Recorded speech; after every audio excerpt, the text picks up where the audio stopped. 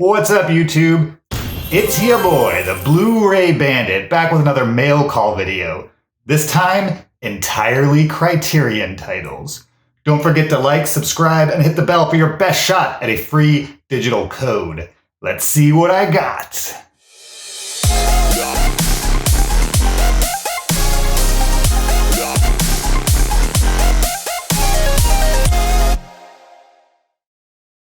I got a box here from eBay. This box is full of Criterion titles. It's coming to us from Sackwis, California. There are 13 titles inside of here, all of them Criterion. I paid $137.51 shipped.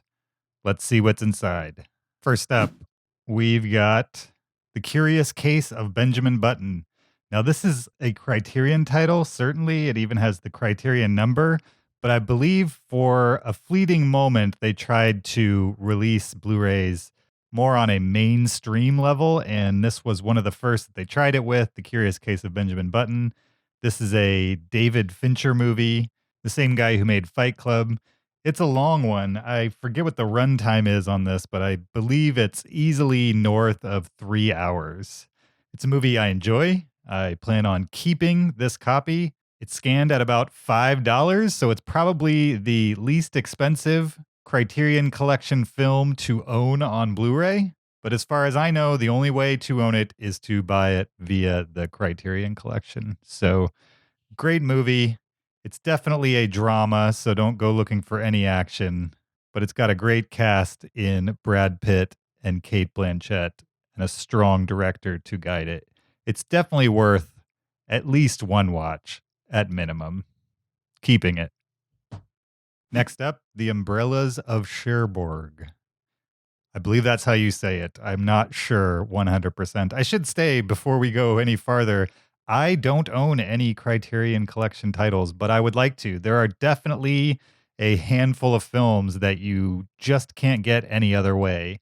And there's also a handful of films that I'd like to see and that I imagine I would want on my shelf, but pretty much the only way to get those are to invest in the Criterion Collection. I also love generally the presentation of these clear cases. I wish all Blu-rays came in these clear cases. I would love it with artwork that has this much effort put into it. I also love that the spines, we'll see, are consistent as far as the studio logos. I just feel like, you know, and you pay for this. These are not cheap, typically, if you buy them as one-offs. You'll see in this video that if you buy them in a lot, as I have done here from eBay, you might not get to select the exact titles that you want, but you will definitely be able to find them for much cheaper on a per-title basis. And maybe you sell the ones you don't want to pay for the ones you're going to keep and come out even in the end. Anyway, Umbrellas of Cherbourg. Again, this is a movie I have not seen, but it has been recommended to me. It's a musical. I generally don't enjoy musicals, although about 4 or 5 years ago, the film La La Land came out and captivated me, and I have since become more open to exploring the genre. This is supposedly one of the lesser-known classics, so I'm excited to add it to the shelf. The Friends of Eddie Coyle, a Peter Yates film. I have never seen this, nor have I ever heard of it. It's scanned at $14. I'm not sure I will keep it. I'll probably give it a watch, do a little bit of research on it, and then decide whether it's worth keeping or whether I'd rather sell it for something that I'd prefer. I also love in these, at least so far, they've got these hefty booklets in them. I mean, this thing is no joke. It's not just a little pamphlet. It's an actual booklet with actual writing and graphic design in it. As an occupation, I work in marketing, which occasionally dips into graphic design, so it's something I appreciate. Yeah, I love all the effort put into this, while also not being too terribly annoying in the packaging itself. It's all generally nice and neat and similar. Probably selling it eventually, but for now, keeping it. David Cronenberg's Videodrone. If you've never seen this movie and you enjoy David Cronenberg's films, well, I'd be shocked if you hadn't seen this movie if you enjoy David Cronenberg's films. You might remember David Cronenberg as the director of The Fly. This is in incredible condition. I mean, there's a little bit of shelf wear on that corner, but all of these corners, I mean, this was very well taken care of, I would say. So far, I am very happy with the condition that these are in. They will be given a great life on my shelf, and if not mine, somebody else's. This is interesting box art. Looks like a videotape. And there you've got the disc and the booklet once again. This is a horror sci-fi classic. It's definitely going on my shelf. It's scanned at $21, and I'm keeping it. Seven Samurai by Akira Kurosawa. Another classic. This one's a samurai film. This box has a little more damage, although generally this is not anywhere near the crazy category of damage. This is just normal shelf wear, I would say. If it wasn't for these being Criterion titles, I would not be being even close to this picky. A Japanese film that inspired the American Western, The Magnificent Seven. Also, Star Wars has a direct inspiration from Akira Kurosawa's Seven Samurai. There's your discs. One disc for the film, one disc for the supplements. That's probably because the film is rather long, maybe 2.5 to 3 hours, something like that. And then the booklet as well, which also has a little bit of shelf wear, but nothing too crazy, in my opinion. This is definitely a classic. It's scanned at $25, and I will be keeping it. Fantastic Mr. Fox, directed by Wes Anderson. This is a stop-motion animated film. I love Wes Anderson movies. I'd like to own all of them. Unfortunately, about half of his catalog is on Criterion only, not including this movie. I actually already own this film on Blu-ray, but it's your standard retail Blu-ray as opposed to this Criterion Collection premium version. There's your book. There's your discs.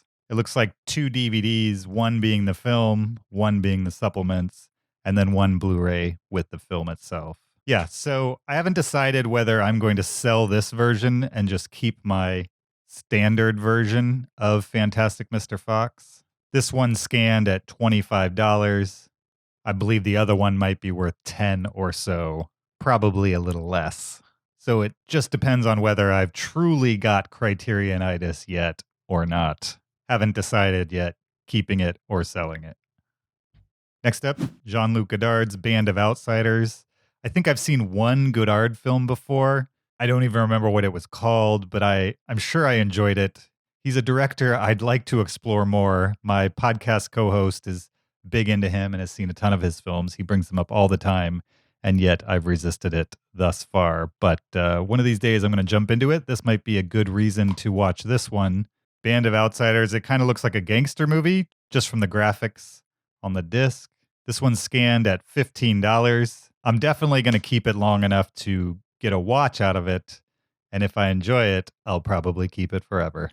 Next up, The Leopard by Luchino Visconti, whom I've never heard of. I will say, in general, these Criterion releases just have a better quality feel. I mean, I don't know if it's the type of plastic that they're using, if this plastic is just thicker than your standard Blu-ray case, or if it's the fact that there's a booklet inside of there that gives it some weight, that makes it feel more substantial. But it does, in the past, I've wondered what the big deal about these are. And putting the films aside, I can understand why people are into the packaging on these. There is a difference. I'm not sure it's enough of a notable difference for them to be 2, 3, 4 times as much as a typical Blu-ray. I know nothing about this movie. I've never even heard of the director. Based on that image, it kind of looks like a comedy of some sort. I don't know. I will probably give it a watch. Evidently, it stars Burt Lancaster. I'm curious about it. It'd probably have to be amazing for me to keep it. It's scanned at $20 on eBay. Barry Lyndon by Stanley Kubrick. Stanley Kubrick, who directed 2001, A Space Odyssey, The Shining, Full Metal Jacket, amongst others. Barry Lyndon is not my least favorite of his films, but easily not my favorite either. However, it is a beautifully shot movie from a cinematography perspective. It's also a long one. I can understand why the Criterion Collection picked it up. I'd like to own all of Stanley Kubrick's movies, of which there are maybe 13, so it won't be too hard to get there. But this one in particular is one of his that has no other release other than the Criterion Collection in the US. So when I saw this lot and saw that this title was inside of it, I figured it was worth the research to see if I could snag myself a deal. And I did. Barry Lyndon, keeping it. 12 Angry Men by Sidney Lumet. This is a stone cold classic. If you've never seen 12 Angry Men, you definitely should. It is a top 25 movie of all time for me. Super excited to own this Criterion Collection version of this classic movie. It's a courtroom drama, but instead of most of the film taking place in the courtroom, it takes place in the jury deliberation room. Stars these 12 men who are trying to decide on a verdict in a murder case. And over the course of the film, you see them go from a split decision to convinced of the outcome one by one. It's a great straight drama that definitely passed the test of time. If you have not seen it, you should check it out. Regardless, keeping it. And finally, the Samurai Trilogy, 3 films by Hiroshi Inagaki. This actually has 3 movies inside of it. It has Musashi Miyamoto, Duel at Ichoji Temple, and Duel at Ganryu Island. I've never seen any of these, but I've definitely heard of them. It's been on my watch list for forever, and I can't wait to dive into them. Packaging is amazing from a graphic design perspective, in my opinion. This one's scanned at $32, so I will probably resell it to offset the cost of some of these titles, but not before I give it a watch myself. Keeping it for now, eventually selling it. All right, 13 titles at a cost of $137.51, roughly $10.50 each, with an estimated value of $220. Don't forget to like, subscribe, and hit the bell for your best shot at a free digital code. I understand what you are saying, and your comments are invaluable, but I'm going to ignore your advice. Thanks for watching. We'll see you next time. Until then, bye.